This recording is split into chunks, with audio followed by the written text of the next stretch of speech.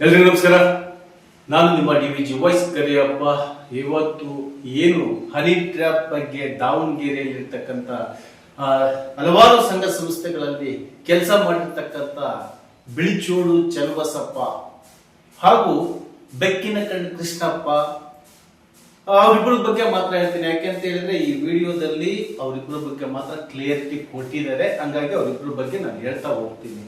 ಕಾರಣ ಏನಪ್ಪಾ ಅಂತ ಹೇಳಿದ್ರೆ, ವಿದ್ಯಾನಗರ ಸ್ಟೇಷನ್ ಲಿಮಿಟ್ ಅಲ್ಲಿ ಮಾರ್ಚ್ 1ನೇ ತಾರೀಕು ಅವ್ರ ಮೇಲೆ FIR ಆಗಿರುತ್ತೆ. ಆ FIR ಉದ್ದೇಶಪೂರ್ವಕವಾಗಿ ಪ್ರಭು ಎಂಬುವ ವ್ಯಕ್ತಿ ಈ ವ್ಯಕ್ತಿಗಳ ಮೇಲೆ ಮಾಡಿಸಿದ್ದಾರೆ.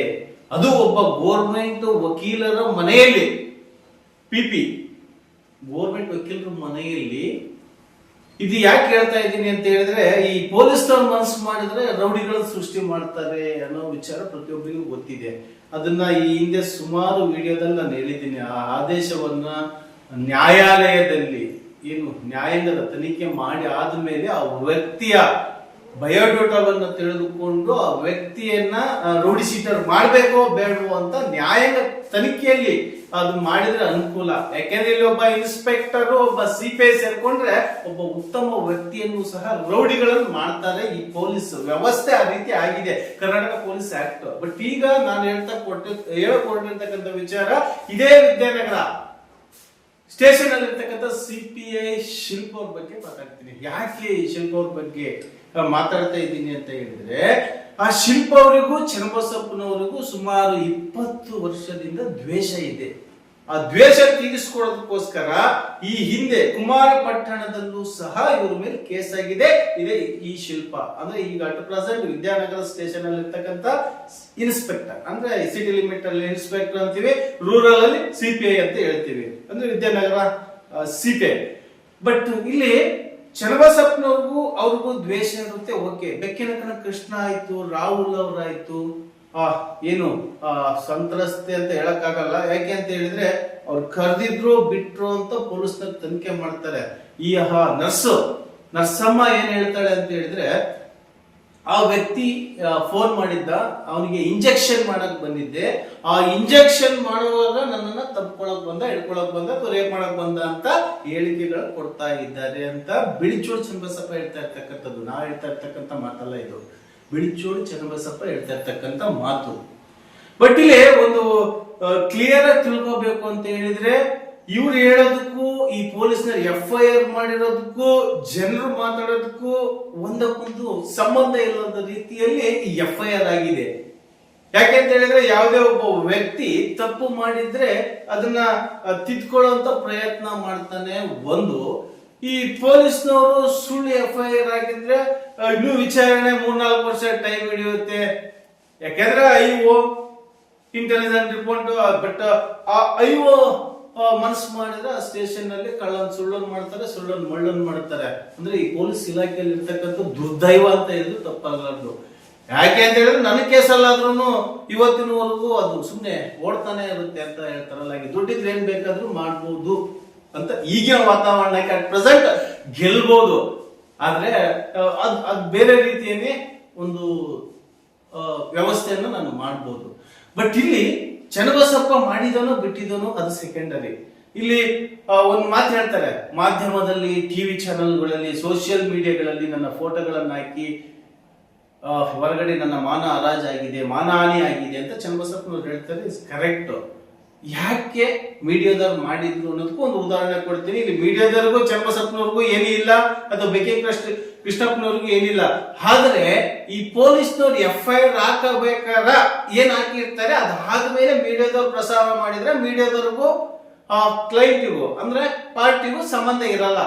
ಇಲ್ಲಿ ಪೊಲೀಸ್ನವರೇ ಹೊಣೆ ಹಾಕ್ತಾರೆ. ಯಾಕಂತ ಹೇಳಿದ್ರೆ FIR ಅಲ್ಲಿ ಏನ್ ಹಾಕ್ಬೇಕು, ಏನ್ ಹಾಕ್ಬಾರ್ದು ಅಂತ ಪೊಲೀಸ್ ವ್ಯವಸ್ಥೆಯಲ್ಲಿ ಇರುತ್ತೆ. ಆ ಪೊಲೀಸ್ ವ್ಯವಸ್ಥೆಯಲ್ಲಿ ಅಂದ್ರೆ FIR ಕಾಪಿಯಲ್ಲಿ ಏನಿರುತ್ತೆ ಅದನ್ನ ತಿಳಿಸಬೇಕಾಗಿರ್ತಕ್ಕಂಥದ್ದು ಮಾಧ್ಯಮದ ಕೆಲಸ. ಆ ಮಾಧ್ಯಮದವರು ಅದನ್ನ ಮಾಡಿದ್ದಾರೆ, ಎಲ್ಲ ಮಾಧ್ಯಮದವರು ಮಾಡಿದ್ದಾರೆ. ಇಲ್ಲಿ ಬರೇ DVG ವಾಯ್ಸ್ ಒಂದ್ರೆ ಇದ್ರಲ್ಲಿ ಬಂದಿಲ್ಲ, ಅಥವಾ ದಾವಣಗೆರೆ 1ನಲ್ಲಿ ಬಂದಿಲ್ಲ, TV 9 ಬಂದಿಲ್ಲ, ಸುವರ್ಣದಲ್ಲಿ ಬಂದಿಲ್ಲ ಅನ್ನಂಗಿಲ್ಲ. ಟೋಟಲ್ ಸ್ಯಾಟಲೈಟ್ ಚಾನಲ್, ಸಾಮಾಜಿಕ ಜಾಲತಾಣಗಳಲ್ಲಿ ಎಲ್ಲದರಲ್ಲೂ ಬಂದಿದೆ. ಆದ್ರೆ ಈ FIR ಹಾಕಿದರೆ ಈಗ ಚನ್ನಬಸಪ್ಪ ಮಾನಹಾನಿ ಅಂತ ಹೇಳ್ತಾ ಇದ್ದಾರೆ. ಶಿಲ್ಪಾ ಮೇಡಮ್ ಅವರು ದ್ವೇಷದಿಂದ ಅಂತ ಹೇಳ್ತಾ ಇದ್ದಾರೆ. ಇಲ್ಲಿ ಈ ನರಸಮ್ಮ ಅವರಿಗೆ ಇಂಜೆಕ್ಷನ್ ಏನು ಪ್ರಭು ಎಂಬ ಬೇತೂರು ಪ್ರಭು ಬಿಸ್ನೆಸ್ ಮ್ಯಾನು ಹಾಗೂ ರಾಜಕಾರಣಿ ಅಂತ ಹೇಳ್ತಾರೆ. ಚನ್ನಬಸಪ್ಪನ ಆತ್ಮೀಯರು ಅಂತಲೂ ನಾನು ಕೇಳ್ಪಟ್ಟಿದ್ದೀನಿ. ಆ ಚನ್ನಬಸಪ್ಪಗೆ ಪ್ರಭು ಅವ್ರು ಫೋನ್ ಮಾಡ್ತಾರಂತೆ, ಚನ್ನಬಸಪ್ಪ ಪ್ರಭು ಅವ್ರ ಹತ್ರ ಹೋಗ್ತಾನಂತೆ, ಅದೇ ನೀನೇ ಸರಿ ಮಾಡುವಂತ ರೂಮಲ್ಲಿ ಕರ್ಕೊಂಡೋಗಿ ಖಾಲಿ ಬೀಳ್ತಾನಂತೆ, ಅಂದ್ರೆ ಸೆಟಲ್ಮೆಂಟ್ ಮಾಡ್ಲಿಕ್ಕೆ ಅವಳಿಗೆ ಏನ್ ರೇಪ್ ಮಾಡಕ್ ಹೋಗಿದ್ದ ಅಂತ. ಬರೀ ನಾನು ಆರೋಪವನ್ನು ಮಾತ್ರ ಹೇಳ್ಬೋದು. ಆರೋಪವನ್ನು ಬಿಟ್ರೆ ನಾನು ಅವ್ನು ಮಾಡಿದ್ದ ಇವಳು ಮಾಡಿದ್ಲು ಇದನ್ನ ಹೇಳಕ್ಕಾಗಲ್ಲ. ಆರೋಪ ಅಷ್ಟೇ ನಮ್ದು. ಅವ್ರು ಹೇಳ್ತಾ ಇರ್ತಕ್ಕಂಥದ್ದು ಜನರಿಗೆ ಅರ್ಥವಾಗುವ ರೀತಿಯಲ್ಲಿ ಬಿಡಿಸಿ ಹೇಳ್ತಾ ಇದ್ದೀನಿ ಅಷ್ಟೇ. ಅವ್ರಿಗೆ ಹಿಡ್ಕೊಂಡು ಹೋಗಿದ್ದ ನಿಜಾನ ಸುಳ್ಳು ಅದು ನನಗೆ ಗೊತ್ತಿಲ್ಲ. ಅವ್ರು ಹೇಳಿರ್ತಕ್ಕಂಥ ಸತ್ಯವನ್ನ ನಾನು ನಿಮ್ ಎದುರಿಗೆ ಹೇಳ್ತಾ ಹೋಗ್ತಾ ಇದ್ದೀನಿ ಅಷ್ಟೇ. ಬೇತೂರಿನ ಪ್ರಭು ಏನು ಮಾಡ್ತಾ ಇದ್ದಾರೆ ಅಂತ ಹೇಳಿದ್ರೆ ಹಿಡ್ಕೊಳಕ್ ಬಂದಿದ್ದಂತೆ. ಅವಾಗ ಚನ್ನಬಸಪ್ಪ ಕೃಷ್ಣಪ್ಪ ಜೊತೆಗಿದ್ರಂತೆ. ಈ ಕೃಷ್ಣಪ್ಪ ಚನ್ನಬಸಪ್ಪ ಇಬ್ರು ಮನೆಗೆ ಹೋದ್ರಂತೆ. ಅದಕ್ಕೆ ಅವನು ಅದೇನಾರ ಮಾಡಿ ರಾಜಿ ಮಾಡು ಅಂತ ಕೇಳಿದಂತೆ. ಇದು ಇಲ್ಲೆಲ್ಲ ನಡೆದಾದ ಮೇಲೆ ಒಬ್ಬ ಪಿಟಿ ಅಂದ್ರೆ ಈ ಗೋರ್ಮೆಂಟ್ ಲಾಯರ್ ಅಂತ ಹೇಳ್ತಾರಲ್ಲ ಅವ್ರ ಮನೆಗೆ ಹೋಗ್ತಾರೆ. ಅವ್ರ ಮನೆಗೆ ಹೋದಾದ್ಮೇಲೆ ಕೇಸ್ ಉಲ್ಟಾ ಆಗುತ್ತೆ ಅಂತ ಚನ್ನಬಸಪ್ಪ ಹೇಳ್ತಿರೋದು.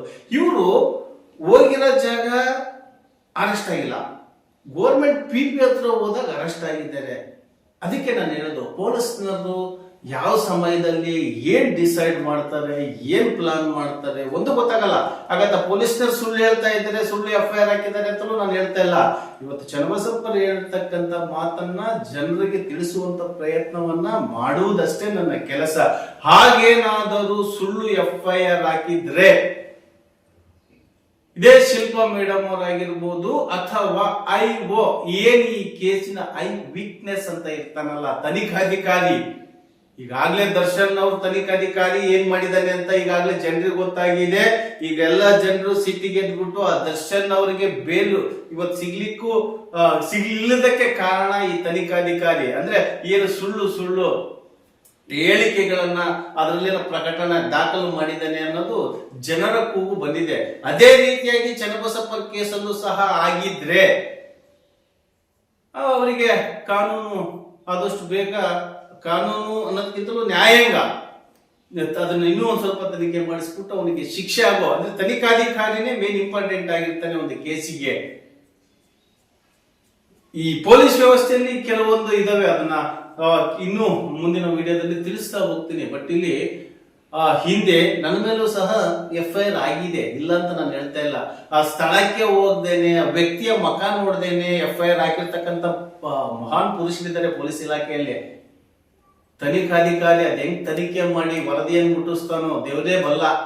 ಅಂದ್ರೆ ಅವ್ರಿಗೆ ಒಂದು ಧೈರ್ಯ ಇರುತ್ತೆ, ಏನಾದ್ರೂ ಮಾಡಿ ನಾನು ಜಾರಕ್ಕೆ ಹೋಗ್ಬೋದು ಅಂತ. ಊರ್ ಮುಂದೆ ಅದೇದ್ರಾಗ ಹೊಡೆದ್ಬಿಟ್ಟು ಒಲೆ ಮುಂದೆ ಬಂದು ಕಾಲಿಡ್ದಿದ್ರು ಅಂತ ಹೇಳ್ತಾರಲ್ಲ, ಆ ರೀತಿಯಲ್ಲಿ ಕೆಲವು ಹೊಲಸು ಪೊಲೀಸ್ನವ್ರ ಕತೆ ಹೇಳ್ತಾ ಇದ್ದೀನಿ ಅಷ್ಟೇ. ಅದೇ ರೀತಿಯಾಗಿ ಏನಾದ್ರು ಚನ್ನಬಸಪ್ಪ ಕೃಷ್ಣಪ್ಪ ಅಥವಾ ಕೇಸಲ್ಲಿ ಇರ್ತಕ್ಕಂಥ ವ್ಯಕ್ತಿಗಳಿಗೆ ಅನ್ಯಾಯ ಆಗಿದ್ರೆ ಮೊದಲನೇದಾಗಿ ಧ್ವನಿ ಎತ್ತುವ ಏಕೈಕ ಮಾಧ್ಯಮ ನಮ್ದಾಗಿರುತ್ತೆ ಅಂತ ಹೇಳ್ತಾ ಇವತ್ತಿನ ಈ ವಿಡಿಯೋವನ್ನು ಇಲ್ಲಿ ಮುಗಿಸ್ತಾ ಇದ್ದೀನಿ. ನಮಸ್ಕಾರ.